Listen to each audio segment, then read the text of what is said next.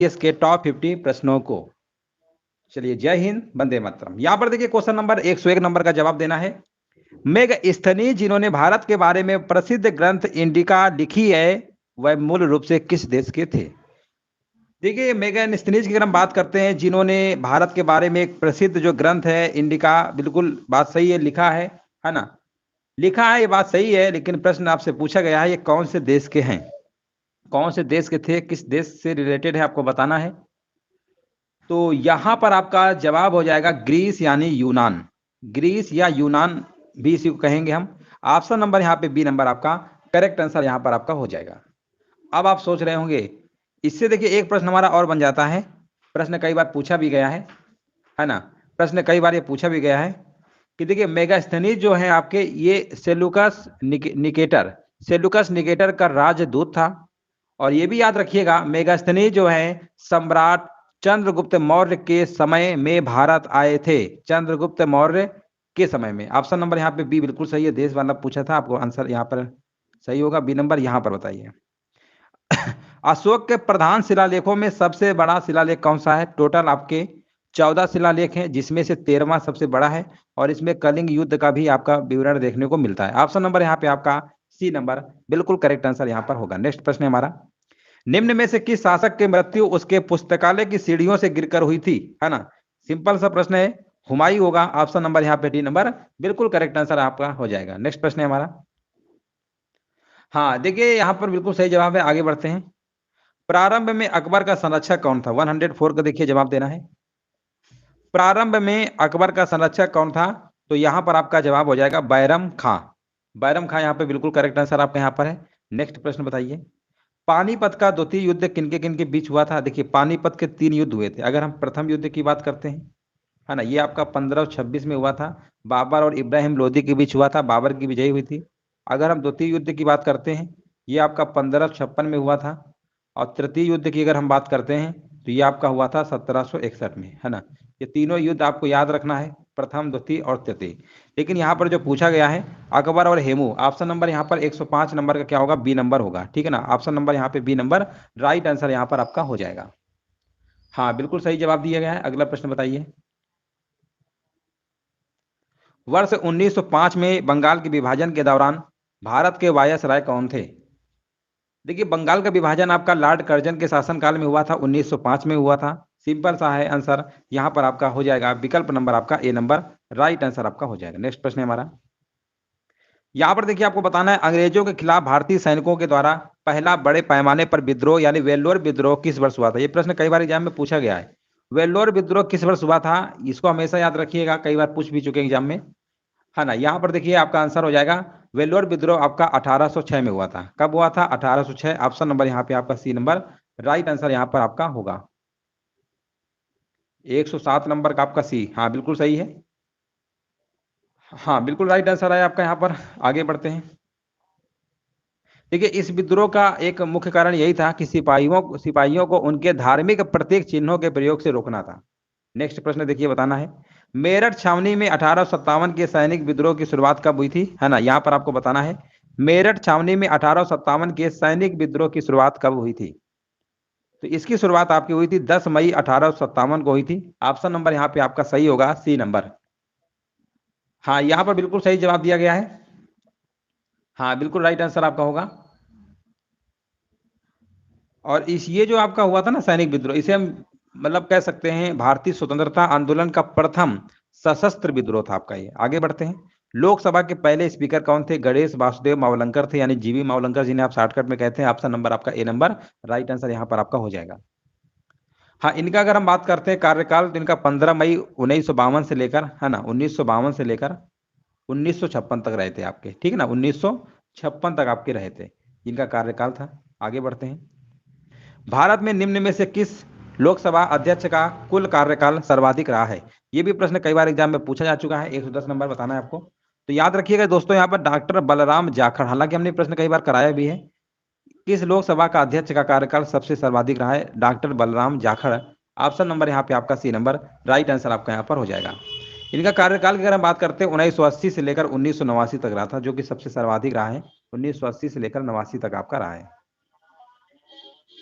यहाँ पर देखिए 111 नंबर में जवाब देना है। यहाँ पे राइट आंसर आपका क्या होगा?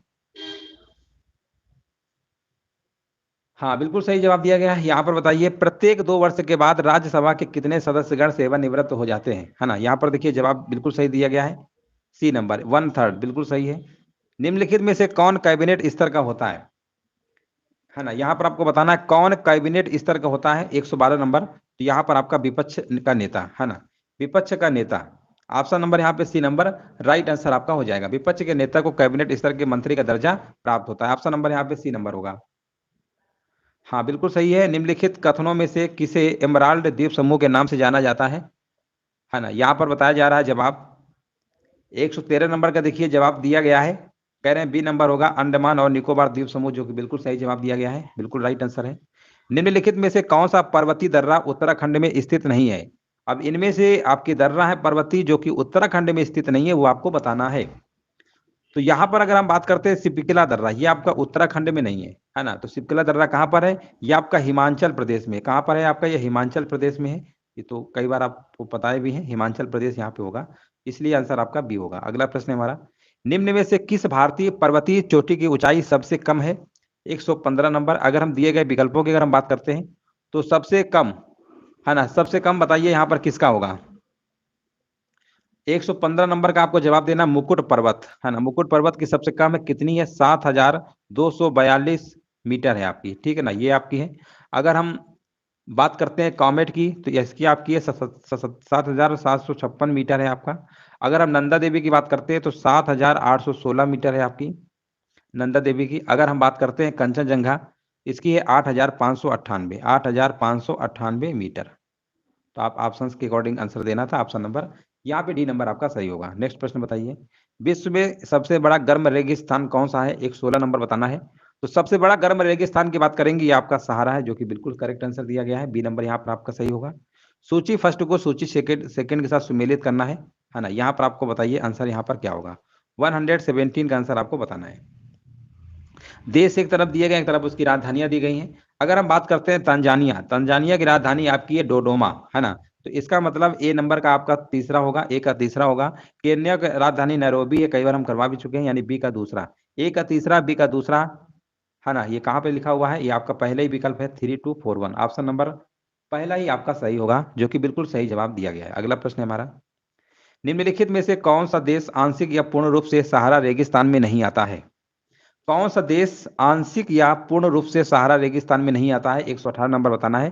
तो इसमें से आपका नाइजीरिया, नाइजीरिया यहाँ पे क्या होगा? बिल्कुल करेक्ट आंसर यहाँ पर होगा, है ना? नाइजीरिया में इसका विस्तार नहीं है, बाकी तो सब जगह है। ऑप्शन नंबर सी होगा। देश बंधु किसे कहा जाता था? 19 नंबर का बताया जा रहा है सी नंबर, बिल्कुल सही जवाब है, चित्ररंजन दास को कहा जाता था। अगला प्रश्न है हमारा, निम्नलिखित में से कौन राजस्व व्यय का एक उदाहरण है? 120 नंबर देखिए आपको बताना है, राजस्व व्यय का एक उदाहरण है। 120 नंबर का बताया जा रहा है एक प्रिंटर की मरम्मत, है ना? एक प्रिंटर की मरम्मत राजस्व व्यय का एक उदाहरण है, 120 नंबर का।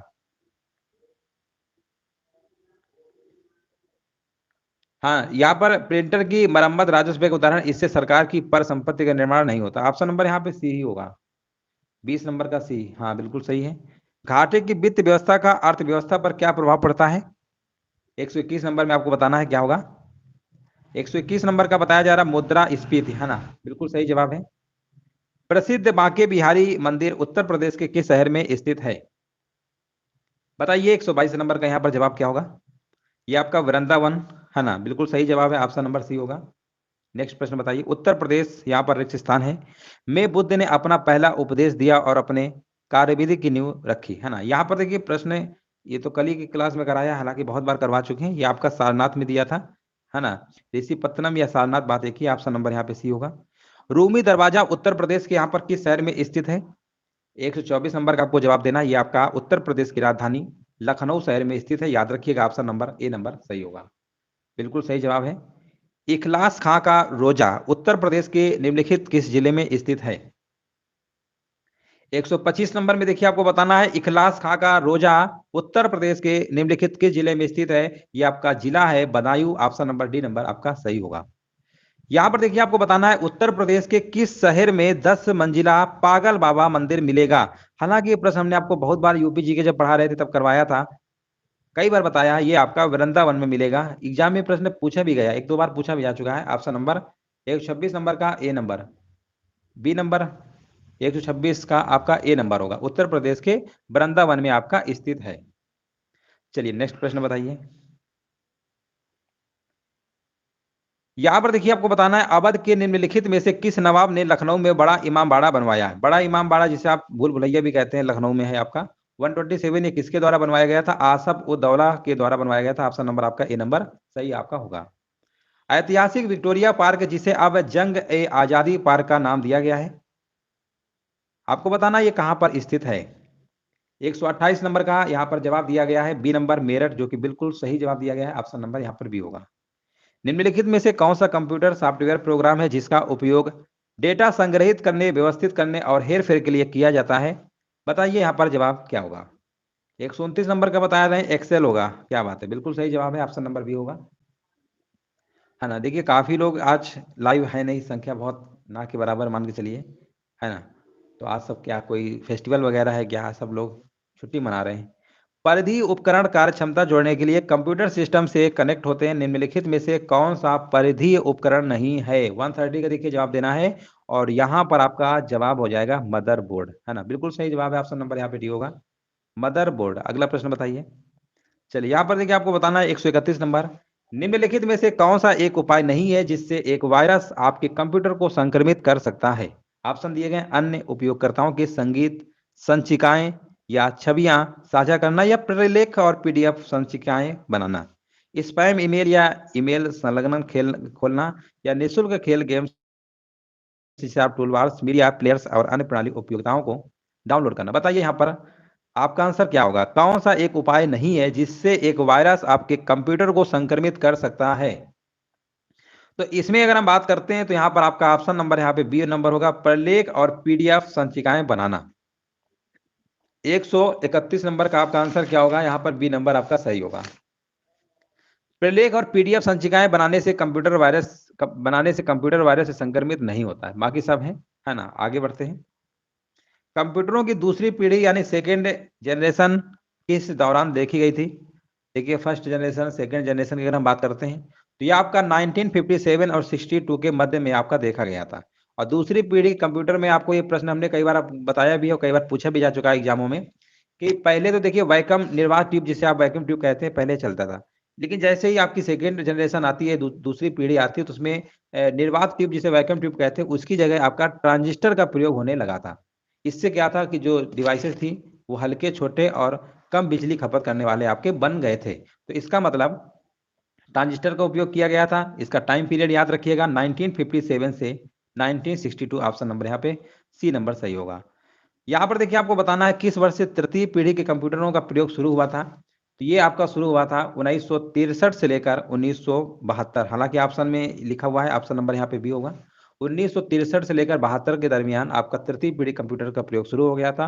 और इसमें आप जान रहे होंगे ट्रांजिस्टर, देखिए पहले वैक्यूम ट्यूब आया, सेकंड जनरेशन में आपका उसकी जगह ट्रांजिस्टर यूज हुआ, लेकिन जब तृतीय जनरेशन आपकी आती है, तृतीय पीढ़ी आती है, तो ट्रांजिस्टर की जगह आपका आईसी का यूज होने लगता है, इंटीग्रेटेड सर्किट चिप का प्रयोग होने लगता है, जिससे और भी मतलब छोटी डिवाइस पॉसिबल हो जाती है। आज लैपटॉप वगैरह आप देख रहे हैं, इसी के देने आईसी की। ऑप्शन नंबर यहाँ पे बी नंबर राइट आंसर आपका यहाँ पर हो जाएगा। चलिए बिल्कुल सही जवाब है। यहाँ पर बताइए प्रकाशीय सूक्ष्मदर्शी लाइट माइक्रोस्कोपी में किसके लिए तेल निवंजन का प्रयोग किया जाता है? 134 का देखिए जवाब देना है। हाँ, यहाँ पर देखिए प्रकाशित सूक्ष्मदर्शी जिसे आप लाइट माइक्रोस्कोपी कहते हैं, इसमें सूक्ष्मदर्शी की विभक्त शक्ति बढ़ाने के लिए तेल निवंजन का प्रयोग किया जाता है, अर्थात विकल्प आपका पहला वाला ही आपका सही हो जाएगा। यहाँ पर देखिए बताना निम्नलिखित में से किसे निकट दृष्टि दोष के रूप में जाना जाता है। तो देखिए निकट दृष्टि दोष में क्या होता है कि निकट की वस्तुएं तो दिखाई देती हैं व्यक्ति को, बट दूर की वस्तुएं नहीं दिखाई देती हैं, इसको बोलते हैं निकट दृष्टि दोष। और एक दूरदृष्टि दोष होता है, दूरदृष्टि दोष में जो दोष होगा वही आपको दिखाई देगा, इसका अपोजिट आपको नहीं दिखाई देगा। ऐसे आपको एग्जाम में याद रखना है ना। अब यहाँ पर अगर हम बात करते हैं निकट दृष्टि दोष के निवारण के लिए आपका अवतल लेंस का प्रयोग करते हैं, है ना। यहाँ पे हम लिख दे रहे हैं, ये प्रश्न कई बार पूछा गया, निकट के लिए आपका अवतल है, और अगर हम दूर की बात करते हैं, दूर के लिए आपका उत्तल लेंस, है ना, उत्तल लेंस है।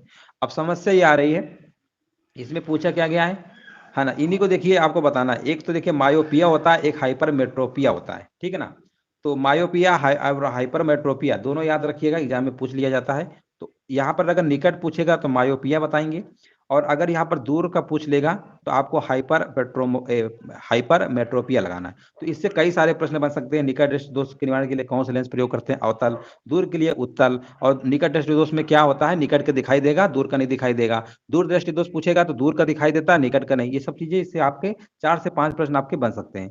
जंग लगने पर लोहे का क्या होता है, हमेशा भार उसका बढ़ेगा, है ना। ऑप्शन नंबर यहाँ पर क्या होगा, ए नंबर राइट आंसर आपका यहाँ पर हो जाएगा।